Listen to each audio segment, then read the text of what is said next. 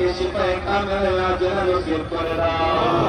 আল্লাহ দেশের এই ক্লান্তি লগ্নে আল্লাহ জনগণের প্রয়োজনে মেহেরবানি করে আল্লাহ ওনাকে শিফা করে দাও। আয় আল্লাহ হায়াতে তাইয়্যিবা নসিব করে দাও। আয় আল্লাহ মেহেরবানি করে উনি সারাটা জীবন ইসলামের পক্ষে ছিলেন। আল্লাহ উনি কোনদিন কোন আলেমকে কষ্ট দেয় না, কোরআন এবং হাদিসের ইসলামের বিরুদ্ধে কোনো অবস্থান নেই না। আয় আল্লাহ উনি যেমন ভাবে দেশের জন্য আল্লাহ জীবন দিয়েছেন, দেশের জন্য অক্লান্ত পরিশ্রম করেছেন, ইসলামের পক্ষে ছিলেন, কোরআনের পক্ষে ছিলেন, আলেমের পক্ষে ছিলেন। আর আল্লাহ সারা দেশের আলেম, আল্লাহ সারা দেশের জনগণ ওনার জন্য দোয়া করতেছে। মেহেরবানি করে ওনাকে আপনি শিফায়ে কামিলা আজলা নসিব করে দাও। আয় আল্লাহ ওনার হায়াত দারাজ করে দাও।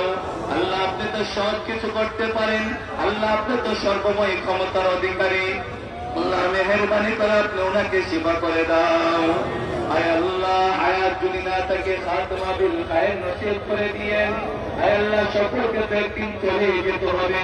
আল্লাহ আমরা যেন আল্লাহ ঈমান ইসলামের উপর অটল থাকতে পারি সেই তৌফিক দান করে দাও। আয় আল্লাহ দলের নেতৃবৃন্দ যারা আছেন সকলকে হায়াত দারাজ করে দাও। আয় আল্লাহ দেশের জন্য জনগণের জন্য কাজ করার তৌফিক দান করে দাও।